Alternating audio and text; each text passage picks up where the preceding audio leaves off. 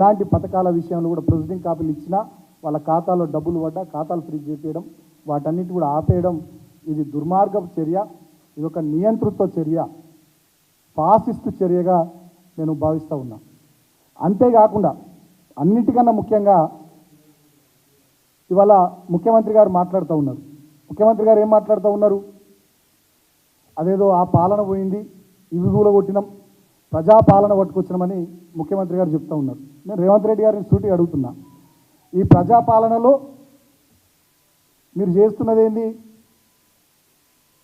ఈ టెక్నాలజీ యుగంలో ఆన్లైన్లో మీరు అన్ని వివరాలు తీసుకునే అవకాశం ఉన్నప్పటికీ కూడా మీ ప్రజాపాలనలో ప్రజలను గంటల తరబడి, రోజుల తరబడి, కిలోమీటర్ల మేర రోడ్ల మీద నిలబెట్టడం మీ ప్రజాపాలన? ఆటో డ్రైవర్లు ఆత్మహత్యలు చేసుకొని చనిపోవడం మీ ప్రజాపాలన? ఇప్పటికి కూడా మన వరి నాట్లు వేసుకోవద్దా అర్థం కాక రైతు బంధు పైసల కోసం రైతులు మీ ప్రభుత్వం వైపు ఆశగా ఎదురు చూడడం మీ ప్రజాపాలన?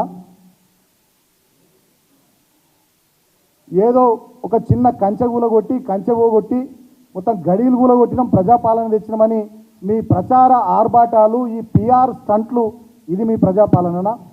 నిజంగా ఇది ప్రజాపాలన అయితే ప్రగతి భవన్ ముందు కంచెలు కూలగొట్టిన నువ్వు, మీ కిరణ్ కుమార్ రెడ్డి గారి హయాంలో వేసినటువంటి కంచెల్ని, నీ కాంగ్రెస్ ప్రభుత్వమే వేసిన కంచెల్ని నీ కాంగ్రెస్ ప్రభుత్వమే వచ్చినాక నువ్వు తీసేసుకున్నావు. మరి అదే అసెంబ్లీ ముందు కంచెలు ఎందుకు కూలగొట్టలేవు? నీది ప్రజాపాలన అయితే. ప్రజాపాలన పేరిట దరిద్రపు పాలన ఇవాళ ఈ రాష్ట్రంలో చేస్తున్నది రేవంత్ రెడ్డి ప్రభుత్వం. ఈ మాట నేను బాధతో చెప్తా ఉన్నా. ప్రజలు ఏ ఆశతోని, ఏ నమ్మకంతోని, ఏ విశ్వాసంతోని మీకు అవకాశం ఇచ్చినారో ఆ అవకాశాన్ని మీరు దుర్వినియోగం చేస్తూ ఉన్నారు. ప్రజలు దీన్ని గమనిస్తూ ఉన్నారు. ఇవాళ కుటుంబ పాలన అని మమ్మల్ని అన్నావు కదా. చెన్నూరు ఎమ్మెల్యే ఎవరు? బెల్లంపల్లి ఎమ్మెల్యే ఎవరు? ఇద్దరు అన్నదమ్ములు కాదా? ఎట్లా టికెట్లు ఇచ్చింది కాంగ్రెస్ పార్టీ? కోదాడ ఎవరు? హుజూర్ నగర్ ఎవరు? ఇద్దరు భార్య భర్తలు గారా? ఎట్లా టికెట్లు ఇచ్చింది కాంగ్రెస్ పార్టీ? ఇవాళ నీ తమ్ముళ్లకు, నీ బంధుమిత్రులకు అధికారిక పదవులు లేకున్నా వికారాబాద్ జిల్లా కేంద్రంలో, సెక్రటరియట్లలో, కొడంగల్లో అధికారిక కార్యక్రమాల్లో, సమీక్షల్లో, వేదికల మీద కూర్చుండడం కుటుంబ పాలనకు నిదర్శనం కాదా? ఇష్టారీతిన మీరు చేసుకుంటున్నటువంటి ట్రాన్స్ఫర్లు, ఇస్తున్నటువంటి పోస్టింగులు, ఎవరెవరు మీ బంధుమిత్రులకు ఎక్కడెక్కడ రిజిస్ట్రార్లుగా, ఎక్కడెక్కడ రెవెన్యూ డిపార్ట్మెంట్లో పోస్టింగ్లు, ఎక్కడెక్కడ పోలీస్ డిపార్ట్మెంట్లో పోస్టింగ్లు, ఇవన్నీ మీ కుటుంబ పాలనకు నిదర్శనం కాదా? మేము అడుగుతా ఉన్నాం.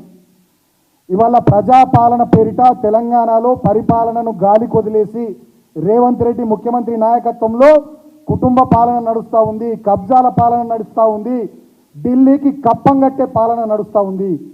ఇవాళ రాష్ట్ర మంత్రులు, ముఖ్యమంత్రి పార్లమెంట్ ఎన్నికల కోసం ఢిల్లీకి కప్పం కట్టడంలో చాలా బిజీగా ఉన్నారు, మామూలు బిజీగా లేరు. ఇవాళ ఔటర్ రింగ్ రోడ్ పొంటి మీరు కొంచెం గడిదికి పోయి చూడుపోరి, నార్సింగి, కోకాపేట, తెల్లాపూరు, కొల్లూరు అటువైపు పోయి చూడుర్రి. ఎవరి లేఅవుట్లు నడుస్తూ ఉన్నాయి, ఎవరి కన్స్ట్రక్షన్స్ నడుస్తూ ఉన్నాయి, రాత్రికి రాత్రి ఏ కంపెనీల బోర్డులు వెలుస్తూ ఉన్నాయి భూములలో. దయచేసి ఒక్కసారి మీడియా కూడా దీని మీద దృష్టి పెట్టాలని నేను కోరుతా ఉన్నా. ప్రజాపాలన పేరిట నీతి సూక్తులు ఇటువైపు చెప్తూ ఇంకోవైపు దరిద్రపు పాలన చేస్తూ రాష్ట్ర సంపదను, రాష్ట్ర ప్రజలు ఇచ్చినటువంటి సమయాన్ని దుర్వినియోగం చేస్తూ ఉన్నారు. వాళ్ళు మేము ఒకటే అడుగుతూ ఉన్నాం, ఇక ఇది మాట్లాడితే ఏమంటారంటే ఇప్పుడు బీఆర్ఎస్ వాళ్ళకి ఓపిక లేదా, బీఆర్ఎస్ వాళ్ళు 100 రోజుల దాకా ఆగరా అని అంటారు. నేను ఒక విషయం గుర్తు చేస్తూ ఉన్నాం, మీడియా సోదరులు మీరు పోయిన తర్వాత మీ లైబ్రరీలోకి వెళ్ళి మీరు ఫుటేజ్లు తీరు పాతాయి.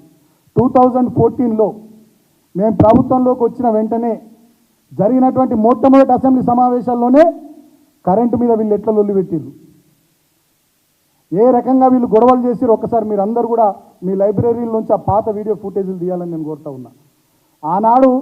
ఆనాటి రాష్ట్ర ప్రభుత్వానికి అప్పటి ఉమ్మడి ఆంధ్రప్రదేశ్ ప్రభుత్వం నుంచి వారసత్వంగా సంక్రమించిన కరెంటు కష్టాల గురించి వీళ్ళే అసెంబ్లీలో లొల్లి పెట్టిర్రు, అడ్డగోలుగా మా మీద ఆరోపణలు చేసిర్రు, పరిపాలన చేత కాదని మాట్లాడిర్రు.